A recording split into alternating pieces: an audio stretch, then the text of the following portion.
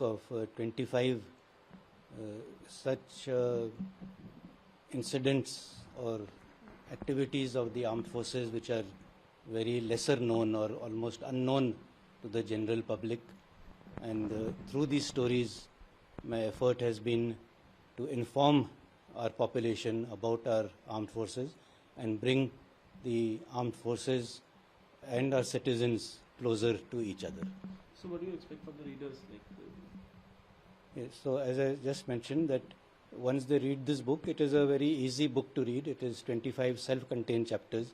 You don't have to read it from cover to cover. You can open any chapter that you like. And I feel that whoever is reading it, from whichever part of the country, will find a chapter which resonates with him or her. For example, there is a chapter on Lejim and Malkham also. So obviously, all the people in Maharashtra, especially Pune, will appreciate that chapter. And I figure in these stories myself.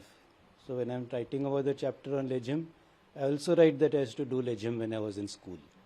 So in a way, it establishes that rapport with the people, that this is not just some archaic history, but it is something that which we are doing, which we were doing earlier, which we are doing today, and which we will continue doing in the future, because it binds our country together. So it's really interesting. Tell us about, once you headed the Indian Armed Forces and your writing skills are coming up with the people. Tell us about your writing part. Well, I think I was always fond of reading. I used to, in fact, read whatever I could lay my hands on. It could be Amar Chitra Katha, it could be, Ayn Rand, Fountainhead. It was, the range of reading was, I think because of that, when you read, automatically some ideas come in your mind that perhaps you also have a book in you which you can bring out.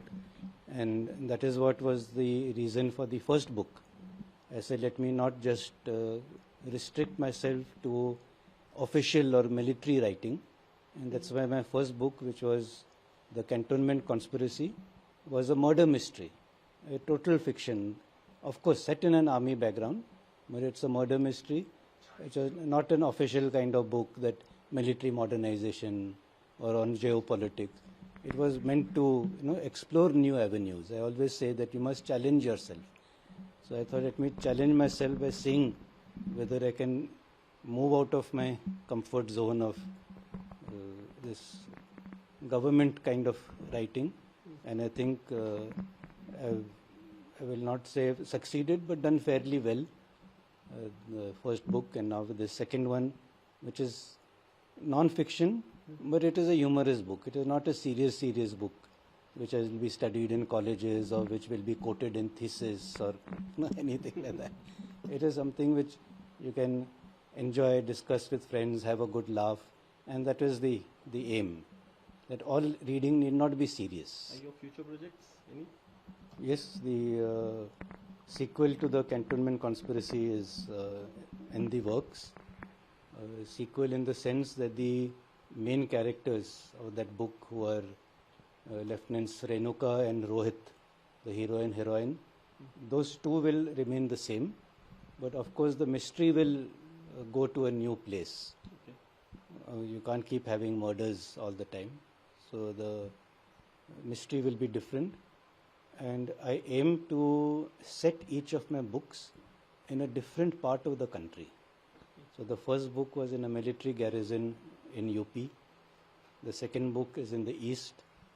So through the books, you will not only read the story, but you will also read different parts of the country and come to know that geography, those customs, traditions, and these are all areas where the army operates. So it is a juxtaposition of combination of all these things. तर हे 25 गोष्टी तर मी लिहिल्या आहेत, पण अजून 10 topics मी असे टिपून ठेवलेत. पण अजून एक पुस्तक लिहिलं, अजून 15 तरी पाहिजे टॉपिक. माझी अपेक्षा आहे की असं सगळे हे पुस्तक वाचतील, माझे मित्र वाचतील, आर्मी फ्रेंड्स वाचतील, आणि मग ते सुद्धा म्हणतील की why not this, why not this. आणि असे अजून 10 टॉपिक्स मिळाले तर मग अजून एक याचं सिक्वल सुद्धा होऊ शकतं. My aim is 1 book per year. Okay, nice. See, warfare has always been changing. The character of war has never been constant. So if you see history, you used to fight with just fists, then came swords and or clubs, then came swords and lances, then came muskets, then came machine gun, then you had aircraft and air power, then you had rockets.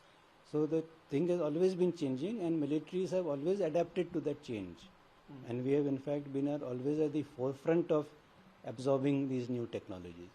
So in the same vein, we will also absorb the technologies of drone warfare, cyber warfare, and incorporate them in our future tactics and doctrine, and we will never be found wanting. So that is the main lesson which is drawn from all the conflicts which are happening in the world. You draw the lessons from that and incorporate them into your own army before the next war starts. During the next war, you should be not fighting the last war. You should be fighting that present one.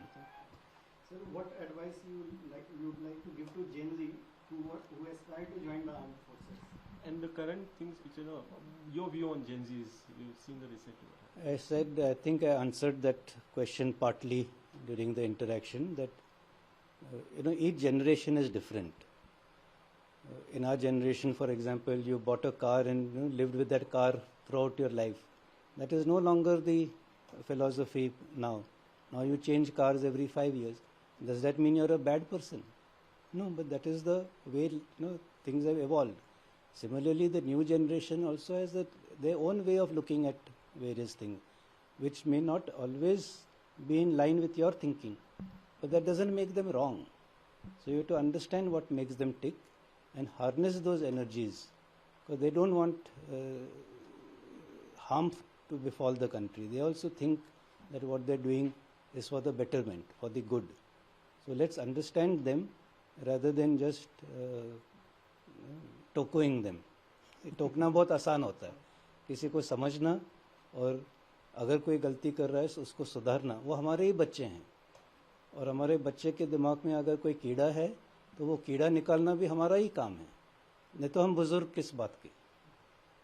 So one last question, if you wish to answer your views on the happenings in Bolivia.